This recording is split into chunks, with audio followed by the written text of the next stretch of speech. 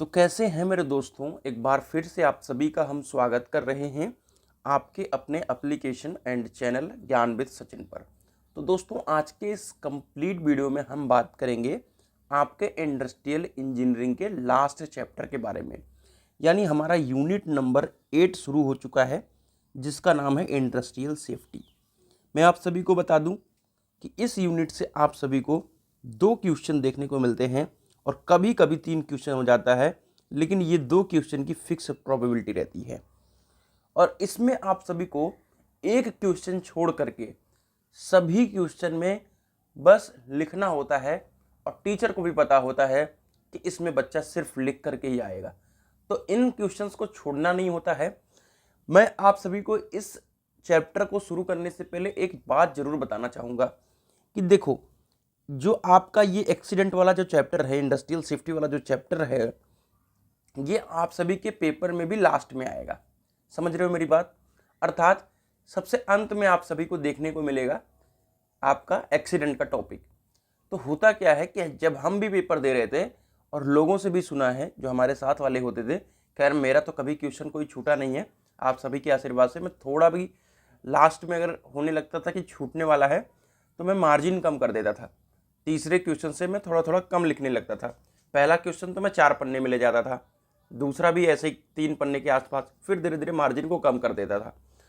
तो ऐसा है कि लास्ट जो क्वेश्चन है और अटेम्प्ट आप कर रहे हो इसको लास्ट में, तो छोड़ना नहीं है।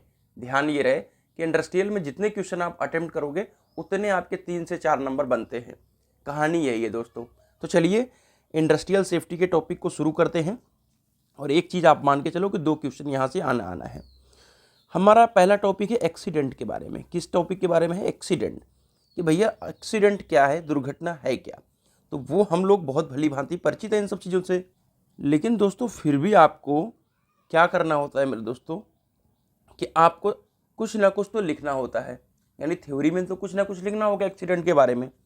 तो वही चीज़ को समझेंगे कि दुर्घटना एक अप्रत्याशित घटना है, यानी इसकी कोई भी प्रत्याशिता नहीं है। यानी इसका कोई भी, कह सकते हैं कि इसके बारे में कोई पता नहीं होता है, कोई भी जानकारी नहीं होती कि ये कब हो जाएगा, जिसके बारे में पहले से कोई भी सूचना नहीं रहती।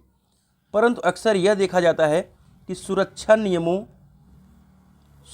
नियमों की अवहेलना ही इसका सबसे महत्वपूर्ण कारण है। अब आप रोड पे चल रहे हो, मेजॉरिटी लोग हेलमेट नहीं लगाते। हेलमेट हमारे यहाँ क्यों लगाया जा रहा है? क्योंकि हमारा चालान कट जाएगा। लेकिन हेलमेट से इतना बेनिफिट है कि आपको बहुत ज़्यादा जोरदार टक्कर भी लगती है तो हेलमेट की वजह से जान बच जाती है, कि सिर वगैरह पे चोट नहीं आती। सो बी केयरफुल कि आप हेलमेट वगैरह लगाएं। और इंडस्ट्रियल इंजीनियरिंग पढ़ने का भी यही मोटिव है कि आपको हेलमेट ज़रूर ही लगाना है। अगर आप शिप पे काम कर रहे हैं, ठीक है, डिप्लोमा मैकेनिकल के बाद शिप पे काम कर सकते हैं, बीटेक मैकेनिकल के बाद शिप पे काम कर सकते हैं। तो अगर आपने जब भी वहाँ दुर्घटना होती है और आपने जो भी प्रिकॉशंस दिए जाते हैं शिप वालों को, वो नहीं अगर आप फॉलो करते हैं तो आपका इंश्योरेंस क्लेम नहीं होगा। तो शिप का सीधा सा रूल यही है कि आप प्रिकॉशंस को सब फॉलो करो। हो सकता है कि बाय द वे अगर ऐसा कुछ होता है तो वो इंश्योरेंस को क्लेम करेंगे। तो आगे एक्सीडेंट के बारे में और भी कुछ लिखा हुआ है, ध्यान से हम समझते हैं और करते हैं। कारखाने में, फैक्ट्री में कार्य करते समय होने वाली दुर्घटनाओं के कारण कर्मचारियों की विकलांगता की चिकित्सा पर या मृत्यु हो जाने की दशा में मुआवजे पर अधिक व्यय आता है। जैसा कोई भी कर्मचारी अगर 50% विकलांग हो गया, 75% विकलांग हो गया, उसकी डेथ हो गई, तो उस केस में कंपनी को बहुत ज़्यादा मुआवजा देना पड़ता है और बहुत ज़्यादा खर्च होता है। ठीक है, इस व्यय का अधिकांश भाग कारखाने को ही वहन करना पड़ता है। गवर्नमेंट तो फिलहाल कुछ नहीं देती इस पर, ठीक है, या कुछ परसेंट देती होगी, लेकिन आपको जो भी फैक्ट्री का ओनर है वो खर्च करता है। यह व्यय इतना अधिक हो सकता है कि जानबूझकर उसकी उपेक्षा नहीं की जा सकती, यानी उसको आप हटा नहीं सकते। तो ये 2 प्रकार का होता है। एक तो डायरेक्ट व्यय होता है जो कि श्रमिक चिकित्सा तथा मुआवजे आदि पर आता है। ठीक है, इसका कहने का सीधा सा मतलब यह है कि जो भी श्रमिक की चोट आई उससे क्या होगा कि आपका चिकित्सा कराना पड़ेगा और उसको मुआवजा देना पड़ेगा। इनडायरेक्ट, ठीक है, इनडायरेक्ट कैसे आती है व्यय? अगर आपके मशीन का बिगड़ेगा, पदार्थ के वेस्टेज, उत्पादन में कमी और दुर्घटना के कारण अन्य श्रमिकों के समय की बर्बादी के कारण होता है। कहने का मतलब ये है कि मान लो कोई श्रमिक ख़त्म हो गया या उसकी चोट आ गई तो मशीन स्टॉप हो जाती है, फिर और श्रमिक भी उस समय काम नहीं कर रहे होते, लेकिन वेतन तो सबका चल रहा होता है, तो वो भी एक नुकसान ही देखा जाता है। तो दुर्घटना को निम्न प्रकार प्रत्याशित किया जा सकता है। ठीक है, यह एक अप्रत्याशित घटना है, अनफोर्सेंट इवेंट, जिससे व्यक्ति को चोट या जानमाल अथवा उपकरणों आदि को क्षति होती है। अब दुर्घटना का मतलब यही नहीं है कि आपका आदमी खत्म हो गया, दुर्घटना कंपनी के अंदर भी मशीनों को लेकर के भी हो सकता है। ठीक है, दुर्घटना उसे कहते हैं जिसके होने पर सामान्य कार्य में बाधा पड़ती है। तो ये दुर्घटना के बारे में ओवरव्यू हो गया। मुझे लगता है कि दुर्घटना के बारे में बहुत इजीली आप लिख सकते हो। ठीक है, दुर्घटना को निम्न तरीके से आप कह सकते हैं क्लासीफाई कर सकते हो। एक सिंपल, एक गंभीर है। ठीक है, इसमें मृत्यु हो जाती है, अस्थायी अयोग्यता यानी आप चलना फिरना दूभर हो जाता है, यानी आप परमानेंटली डिफॉर्म हो चुके होते हो। एक अस्थायी अयोग्यता होती है जिसमें कुछ पोर्शन खराब होता है। अस्थायी में भी पूर्ण अपूर्ण अयोग्यता होती है। एक ये तो पूर्ण तरीके से अयोग्य हो जाते हो, एक नॉर्मल थोड़ा बहुत चलते रहते हो, और अस्थायी में पूर्ण और अपूर्ण होता है। तो ये आप लिखकर अपना थोड़ा सा परफॉर्मेंस अच्छा दिखा सकते हो पेपर में। उसके बाद हम आगे बढ़ते हैं। इन सब टॉपिकों को हम डिस्कस नहीं करेंगे, ठीक है, क्योंकि ये आपके नोट्स के अंदर है और आप पढ़ सकते हो, और ये सिलेबस के अंदर नहीं है। ऐसा कुछ नहीं पूछा जाता कि आप कंपेंसेबल एक्सीडेंट के बारे में बताओ, डिसेबिलिटी इंजरी के बारे में बताओ। आपसे सीधा एक्सीडेंट पूछा जाएगा और एक्सीडेंट के काज, टाइप्स, ये सब पूछे जाते हैं। ठीक है, जैसा कि यहाँ पे आगे कॉज ऑफ एक्सीडेंट, तो ये पूछा जाता है कि एक्सीडेंट के क्या क्या कारण हो सकते हैं। तो दोस्तों, जब भी कोई भी एक्सीडेंट होता है तो उसका जांच कराया जाता है, ठीक है, फोरेंसिक टीम से। तो दुर्घटनाओं की जांच करने से पता चलता है कि दुर्घटनाएं अपने आप नहीं होती, वो किसी न किसी एलिमेंट के असफल होने के कारण होती है। यानी जब आप एक्सीडेंट की जांच कराओगे तो उसमें आपको पता चलेगा कि कोई सा न कोई एलिमेंट इस जगह पर फेल्योर हुआ जिसकी वजह से और एक्सीडेंट हुआ। लेकिन उस फेल्योर में भी अधिकतर मनुष्यों की गलतियां पाई जाती हैं कि आप प्रॉपर लुब्रिकेशन नहीं कर रहे हो, टाइम से नट बोल्ट को नहीं कस रहे हो, है ना। इससे स्पष्ट होता है कि अधिकांश दुर्घटनाओं का मुख्य कारण किसी न किसी व्यक्ति द्वारा की हुई लापरवाही ही होती है। तो कॉज ऑफ एक्सीडेंट में पहले तो आपको ये पता चल गया कि अपने आप कोई दुर्घटना नहीं हो सकती, एक लापरवाही के कारण होती है, जो कि ह्यूमन के कारण ज़्यादातर होती है। ठीक है, कभी कभी मशीनों की खराबी एवं प्रतिकूल परिस्थितियां, कहने का मतलब ये है कि मशीन की खराबी से क्या समझोगे, ध्यान से समझो। ठीक है, देखो, अगर आपका एनवायरनमेंट बहुत ज़्यादा गर्मी वाला है तो वो आपके मशीन के ऊपर प्रतिकूल प्रभाव डाल रहा है और आपके ऊपर भी प्रभाव डाल रहा है। आपके यहाँ लाइट नहीं आ रही है और एक कमरा है, ठीक है, जहाँ पे आपको पढ़ने का मौका दिया जाए, ठीक है, तो आपके ऊपर पूरा प्रतिकूल प्रभाव पड़ रहा है, आप पढ़ नहीं पाओगे। सेम सिचुएशन पिछले, जब मैं बीटेक के 3rd सेमेस्टर में 4th सेमेस्टर में था, तो 2 दिन से लाइट नहीं आ रही थी। क्यों? क्योंकि बहुत ज़्यादा तूफान टाइप का आया था और पूरे पोल वगैरह टूट गए थे, और 2 दिन बाद पेपर था। पेपर की डेट तो टलेगी नहीं, तो किस तरीके से वहाँ उस टाइम को गुजारा गया। तो एक प्रतिकूल होता है, उस समय दिमाग का एक संतुलन खो चुका होता है, और यही कारण बन जाता है एक्सीडेंट। अब मुझे कोई हैजार्डस मशीन पे काम करना पड़े, खतरे वाली मशीन पे, तो कहीं ना कहीं गलतियाँ तो हो ही जाएंगी, क्योंकि प्रतिकूल प्रभाव है। ठीक है, तो प्रतिकूल परिस्थितियों के कारण भी दुर्घटनाएं हो जाती हैं। अतः दुर्घटनाओं के निम्नलिखित कारण मनुष्य रूप में उत्तरदायी होता है, मुख्य रूप से उत्तरदायी होते हैं। क्या क्या है? एक तो इंडिविजुअल या पर्सनल, ठीक है, व्यक्तिगत कारण हो सकता है। मैकेनिकल फेल्योर हो सकता है, मैकेनिकल कारण हो सकता है। सर्कमस्टेंशियल कॉजेज, यानी आपकी परिस्थिति, जैसा कि मैंने बताया, ठंडी, गर्मी और भी सारी चीज़ें, ठीक है, वहाँ पे वेंटिलेशन अच्छा नहीं है, पंखा नहीं मिल रहा है, ठीक है। इलेक्ट्रिसिटी एंड फायर काजेज, यानी शॉर्ट सर्किट हो गया, ठीक है, इसके कारण आग लग गई। और लैक ऑफ मैनेजमेंट, यानी मैनेजमेंट सही नहीं है, किसी काम को किसी से कराया जा रहा है, नाबालिग बच्चे से आपका क्या नाम है, वो जो ट्रेन वाला नहीं है, ट्रेन बच्चा नहीं है, उसको खतरे वाली मशीन पे लगा दिया गया, तो डेफिनेटली क्या होगा, इससे खतरा तो हो गई। ठीक है, तो इंडिविजुअल के बारे में डिस्कस कर लेते हैं और फिर एक से धीरे धीरे सबके ऊपर हम डिस्कस करेंगे। सही विधि, उचित टूल आदि के बारे में जानकारी ना होना, यानी आपको काम करने का एक बेहतर टेक्निक नहीं पता है, टूल के बारे में नहीं पता है, और आप चले गए और आपके ऊपर समझो कि जानलेवा तरीके से हो गया। लापरवाही, घबराहट, थकान और जल्दी में किसी कार्य को करना। कंपनी के ऊपर से मैनेजमेंट की तरफ से प्रेशर रहता है कि भाई इस प्रोडक्शन को निकालना है, इसमें घबराहट होती है, नया बच्चा होगा, और जल्दी में किसी कार्य को करना और लापरवाही, ठीक है, इन सब के कारण हो जाता है। तो मैं इस वीडियो के माध्यम से जितने भी लोग मुझे सुन रहे होंगे, अगर वो प्राइवेट इंडस्ट्री में काम करने जा रहे हैं, क्योंकि मेजॉरिटी में प्राइवेट में ही जाएंगे, क्योंकि बेस उतना स्ट्रांग नहीं होता है, तो एक आध बच्चा ही कोई SSC की तरफ जाता है, वरना सब प्राइवेट में ही जाते हैं। तो प्राइवेट का ध्यान ये रखना दोस्तों कि एक कान से सुनना है, ठीक है, और एक कान से निकाल देना है। एक कान से सुनना, ये मैं बहुत इम्पोर्टेंट बात बता रहा हूँ, और एक कान से निकाल देना। इतना जान लेना है कि नौकरी का डर नहीं होना चाहिए। कहने का सिंपल से मेरा ये मोटिव है दोस्तों कि ये नहीं होना चाहिए कि भैया हम कोई यही नौकरी प्यारी है, अब इसके अलावा हम कहीं नहीं जाएंगे। प्राइवेट का मतलब यही होना चाहिए कि तू भाई अपने तरीके से मुझे डील कर रहा है, ठीक है, ज़्यादा डिस्टर्बेंस क्रिएट करोगे मैं नहीं कर रहा। तो ये होना चाहिए।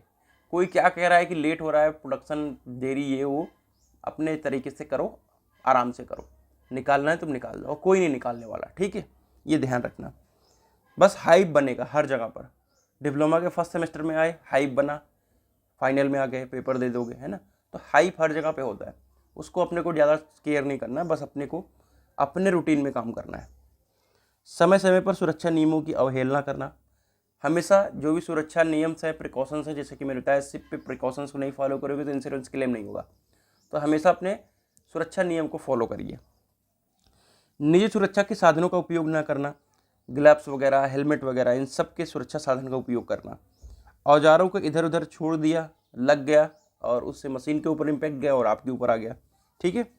अगला आ गया accident due to mechanical causes.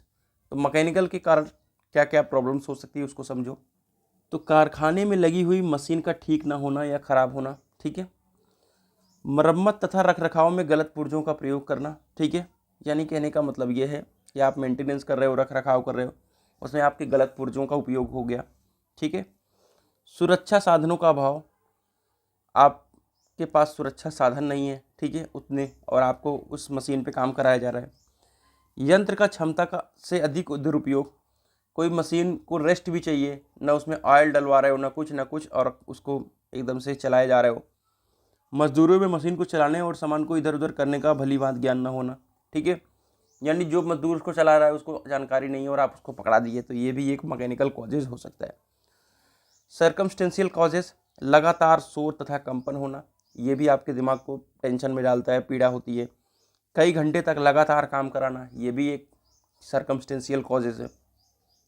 Machine इत्यादि के चारों ओर के स्थान की कमी, चारों तरफ से, दोनों तरफ से मशीन चल रही है, उसी में तुम भी काम कर रहे हो, डिस्टर्बेंस हो गया, हाथ उधर चला गया और हाथ कट गया, है ना। भीड़, धूल एवं रद्दी का एकत्र हो जाना, साफ सफाई कंपनी में ना होना, ये भी बहुत बड़ा कारण है। और निजी सुरक्षा के साधनों का ना होना, जैसे कि मैं बताया कि आपके जो भी पर्टिकुलर पर्सन के लिए यूज होते हैं साधन, उनका भी यूज होना बहुत ज़रूरी है, ठीक है। अगला आता है इलेक्ट्रिसिटी एंड फायर के कारण। विद्युत तारों का कनेक्शन ढीला रहना, ठीक है। वायरिंग व्यवस्थित रूप से ना होना, आपको प्रॉपर ट्रेनिंग ना दिया जाना, ठीक है। स्टोरेज, गोदाम आदि में धूम्रपान करना। अब स्टोरेज के अंदर आप जाके बीड़ी उड़ी पी रहे हो और चला गया, आग लग गई, है ना। और सुरक्षा नियमों की जानकारी का अभाव होना, ये सबसे बड़ी बात है। कनेक्शन ढीला रहेगा, शॉर्ट सर्किट हो जाएगा, ठीक है। लैक ऑफ मैनेजमेंट, ये सबसे ज़्यादा इंपॉर्टेंट है। उत्साहवर्धक एवं प्रेरणादायी कार्यक्रमों का आयोजन न किया जाना, यानी आपको न मोटिवेशन दिया जा रहा है काम करने का, न कुछ। श्रमिकों को सामयिक एवं वांछित प्रशिक्षण न देना, काम करने का प्रशिक्षण, प्रिकॉशंस का प्रशिक्षण, ये जरूरी है। आपके सुरक्षा मानकों का अभाव होना, यानी आपके जो भी स्टैंडर्ड होते हैं सेफ्टी के, उसका आपके पास इक्विपमेंट नहीं है, ना फायर ब्रिगेड वाला सिस्टम है, कुछ नहीं है, तो फिर वो भी एक नुकसान ही है, ठीक है।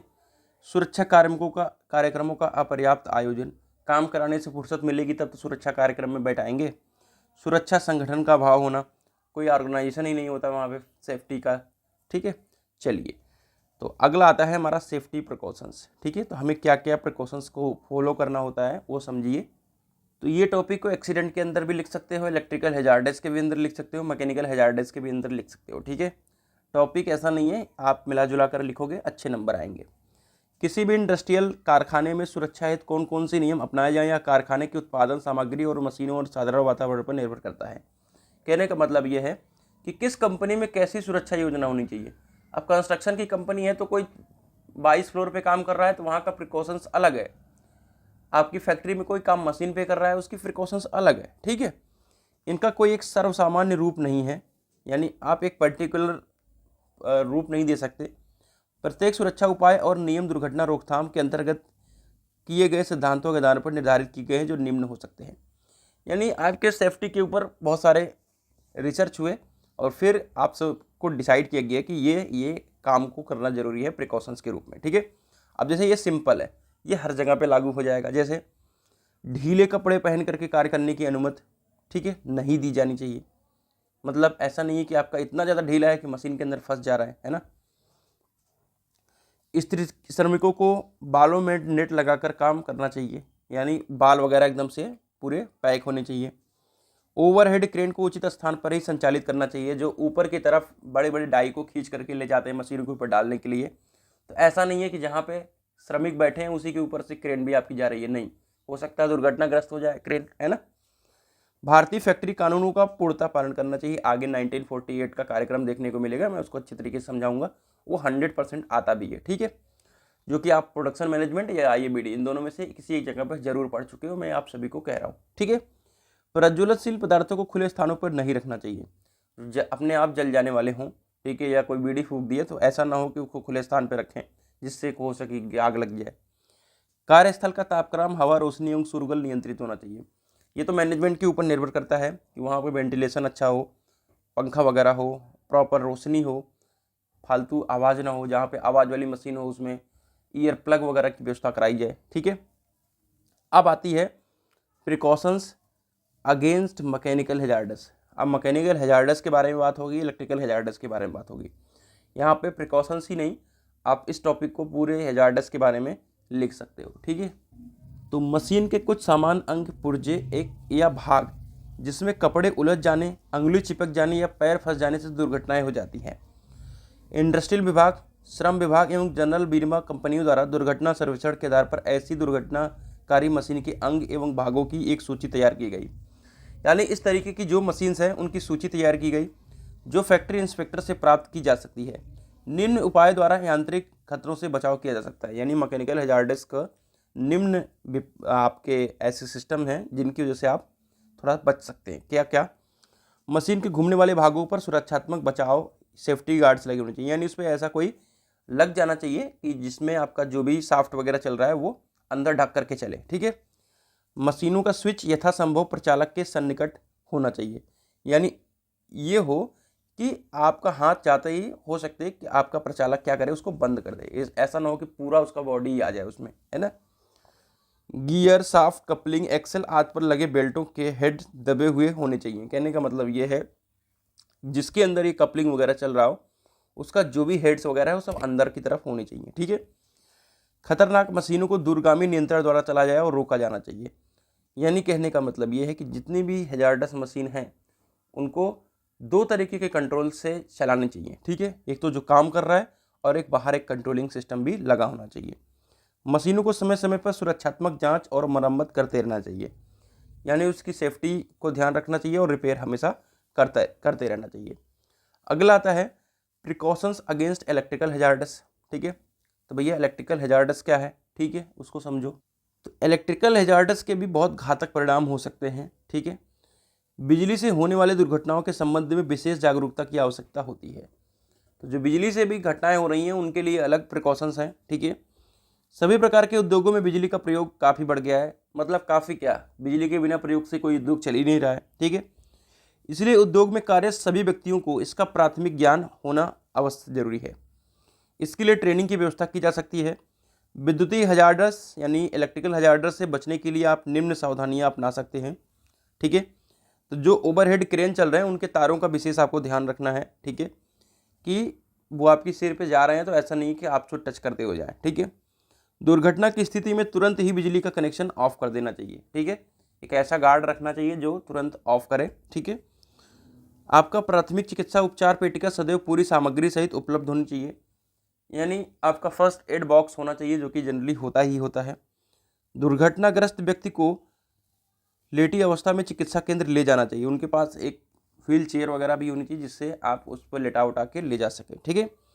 विद्युत यंत्रों को भूयुक्त अर्थिंग ठीक प्रकार से करना चाहिए, जैसा कि अर्थिंग वगैरह के बारे में आप इलेक्ट्रिकल वाले जानते हैं, ठीक है। तो अर्थिंग जो है वो ठीक प्रकार से होनी चाहिए। चलिए, तो अब आता है हमारा टाइप्स ऑफ इंडस्ट्रियल एक्सीडेंट। ये हमको नहीं पढ़ना है फ्लेमेबल, ठीक है। अब हमको पढ़ना है टाइप्स ऑफ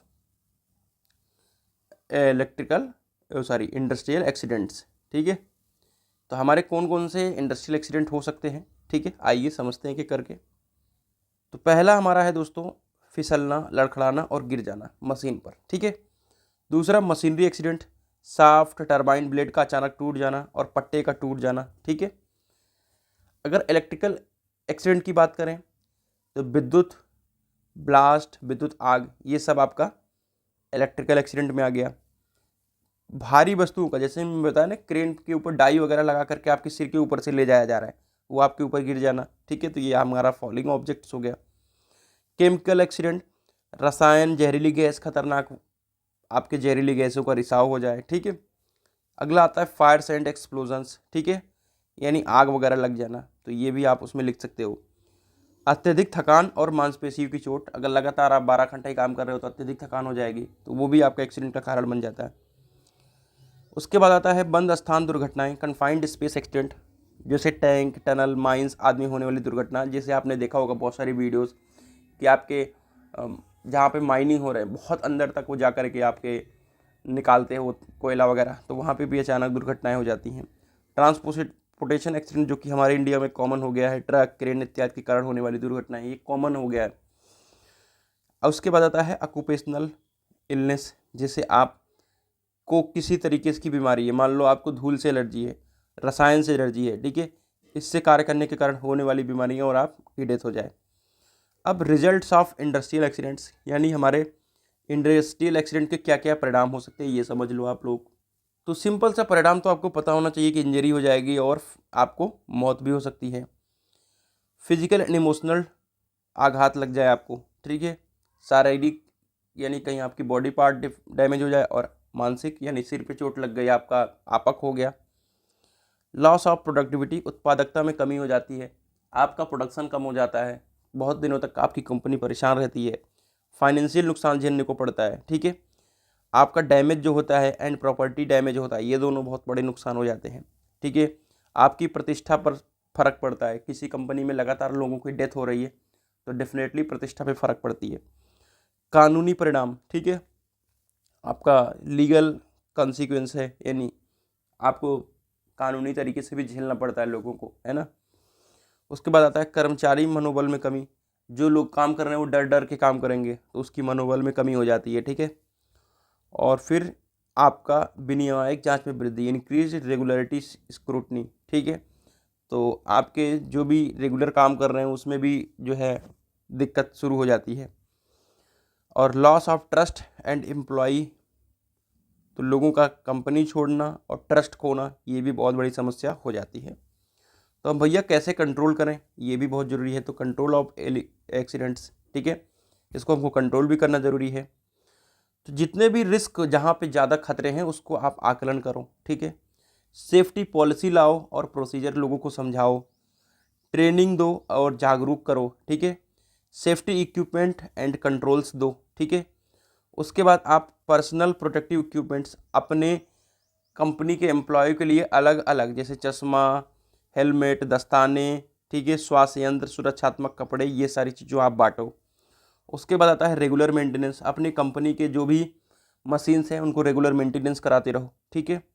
जो भी हजार्डस मटेरियल्स हैं उनका अलग मैनेजमेंट होना चाहिए, उसको अलग तरीके से डील करिए आप। इमरजेंसी तैयारी, आपके पास इमरजेंसी होना चाहिए कि किसी का अगर एक्सीडेंट होता है तो उस समय पर हॉस्पिटल पहुंच जाए। और सेफ्टी कल्चर, यानी एक दूसरे को उस सेफ्टी के बारे में बढ़ावा देने के लिए सेफ्टी कल्चर वहाँ पे लागू करना पड़ेगा, ठीक है।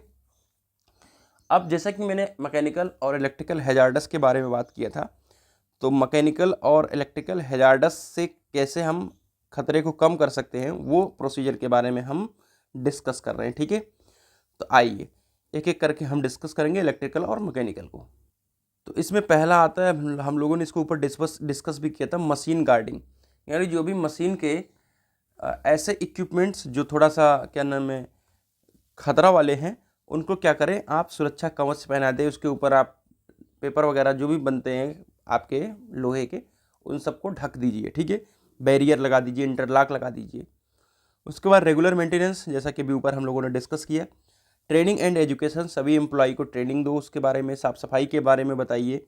ठीक है, सुरक्षा के बारे में बताइए। उसके बाद आता है स्टैंडर्ड ऑपरेटिंग प्रोसीजर। ठीक है, ये क्या है इसको समझो। तो मशीनरी या उपकरण के प्रत्येक पार्ट के लिए स्पष्ट एवं विस्तृत स्टैंडर्ड ऑपरेटिंग प्रोसीजर लागू करें। इसमें सुरक्षित संचालन, शटडाउन प्रक्रिया, lock out, tag out protocol, आपातकालीन प्रतिक्रिया उपायों पर चरण दर चरण निर्देश शामिल होने चाहिए। यानी आपके आपातकालीन सेवाओं के लिए, शट डाउन लेने के लिए, सब के लिए एक रूल रेगुलेशन होना चाहिए। जैसे आपका इलेक्ट्रिकल हजार्डस है तो उसमें आप गांव में पावर हाउस से क्या करते हैं, शट डाउन वगैरह लेते हैं, तो उसका रूल रेगुलेशन होना चाहिए, सामने से फ़ोन आए, कन्फर्मेशन होनी चाहिए, फिर आपको ऑन करना है। तो इस तरीके से। उसके बाद आता है लॉक आउट, टैग आउट। ठीक है, तो जितने भी आपके मेंटेनेंस हैं, मरम्मत है, सफाई है, इन सब के लिए एक कार्यक्रम स्थापित किया जाना चाहिए। ठीक है, इसमें अप्रत्याशित स्टार्टअप तथा संग्रहित ऊर्जा की रिहाई को रोकने के लिए ऊर्जा सोर्स को ठीक से अलग करना और सुरक्षित करना। जितने भी आपके मेंटेनेंस वगैरह डिपार्टमेंट हैं जहाँ पे एनर्जी को कंज्यूम भी किया जाए और लोग सुरक्षित रहें, उस तरीके के कार्यक्रम को दीजिए। सेफ्टी कल्चर, प्रॉपर कम्युनिकेशन, आपका मैनेजमेंट अच्छा होना चाहिए।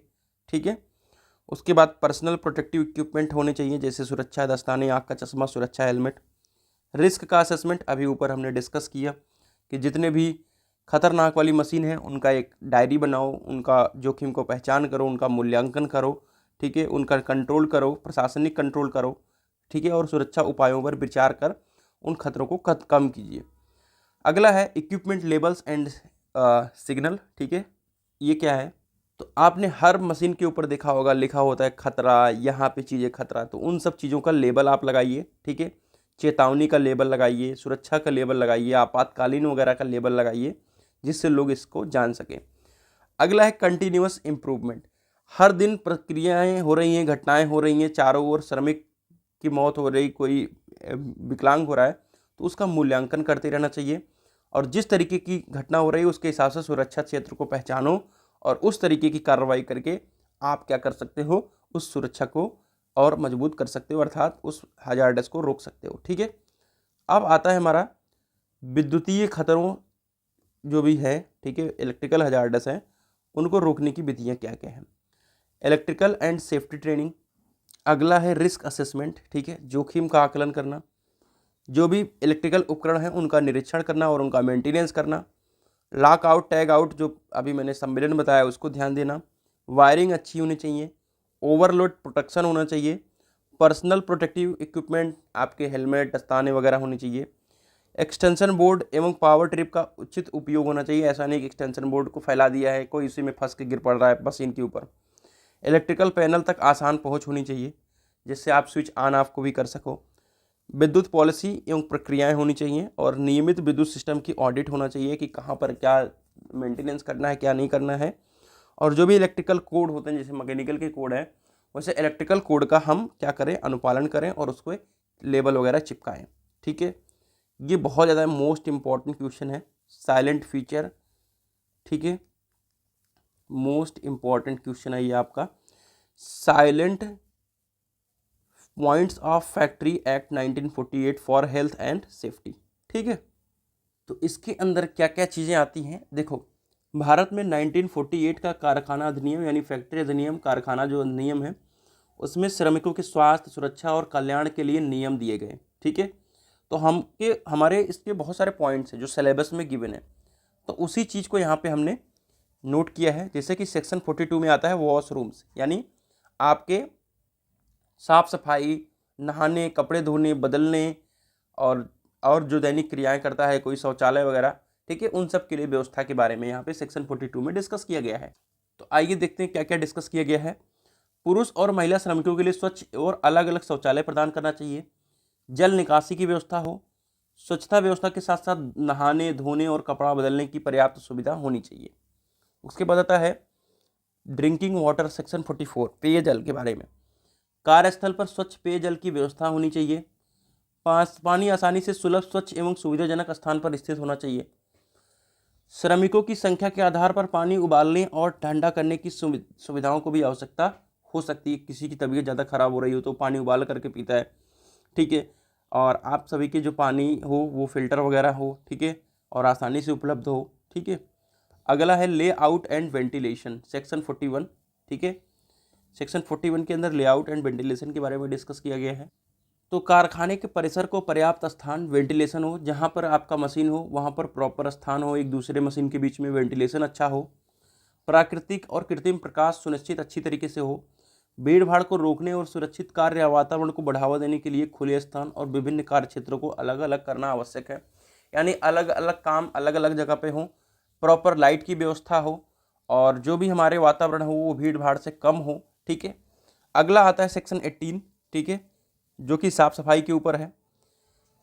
कारखानों के कार्यस्थल को स्वच्छता अवश्य बनाए रखनी चाहिए, ठीक है। कचरा पदार्थ को संचय होने से रोकने के लिए उचित स्वच्छता और अपशिष्ट निपटान यानी जो भी डस्टबिन वगैरह है उसकी प्रणाली होनी चाहिए, जो श्रमिकों को स्वास्थ्य एवं सुरक्षा जोखिम पैदा कर सकती है। चलिए अगला हमारा आता है फायर सेफ्टी सेक्शन 38, ठीक है। इसके अंदर क्या है कि फैक्ट्री को अग्निशामक यंत्रों, अग्नि अलार्मों और उपयुक्त अग्निशामक उपकरणों के प्रावधान सहित अग्नि सुरक्षा नियमों का पालन करना चाहिए। जो भी आग से लगने वाले नियम है उनको फॉलो करिए। आपातकालीन की स्थिति में श्रमिक की सुरक्षा सुनिश्चित करने के लिए पर्याप्त एग्जिट होना चाहिए, ठीक है, जिसे फायर एग्जिट कहते हैं। क्या कहते हैं? Fire exit. चलिए आपातकालीन निकासी और आपातकालीन योजना होनी चाहिए। चलिए अगला आता है मशीन सुरक्षा आवरण, ठीक है, सेक्शन 21। जैसा कि मैंने बताया कि जो भी आपके दुर्घटना हो रही है, ठीक है, उसमें क्या है सुरक्षात्मक आवरण होना जरूरी है, जिसे साफ्ट चल रहा है, कोई साफ्ट चल रहा है, ठीक है, तो उसके ऊपर प्रॉपर क्या होना चाहिए? आवरण होना चाहिए, जिससे क्या होगी कि आपका हाथ सीधा साफ्ट के अंदर ना आए। तो गतिमान मशीनों और उपकरणों की दुर्घटनाओं को रोकने के लिए ठीक से रक्षात्मक आवरण बनाना चाहिए, जो श्रमिकों को खतरनाक मशीनों अंगों के सीधे संपर्क में आने से रोकता है।